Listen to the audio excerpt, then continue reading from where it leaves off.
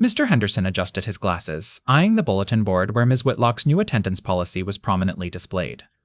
Perfect attendance for the entire semester earns an automatic A, it proclaimed in bold letters.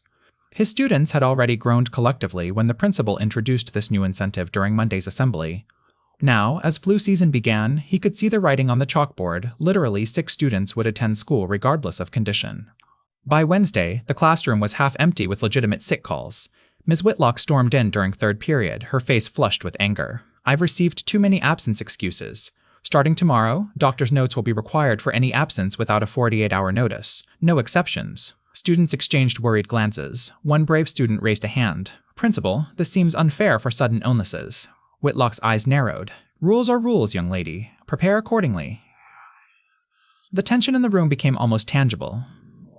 The following morning, Mr. Henderson entered his classroom to find it occupied by students who clearly should have been home.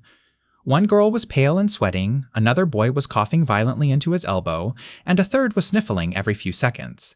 When the bell rang, they all remained seated. "But you're sick," Mr. Henderson protested.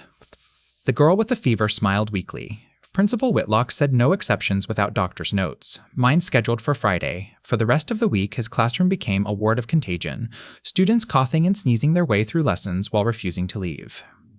By Friday, half the school was sick. The nurse's office was overwhelmed, and teachers were reporting widespread contagion in every classroom. When Ms. Whitlock called an emergency assembly, she found the gymnasium half empty with students too ill to attend. She stood before the remaining students, looking pale herself. "We're suspending the attendance policy immediately," she announced weakly. "Health comes first." As Mr. Henderson watched his students finally go home to recover, he allowed himself a small, satisfied smile.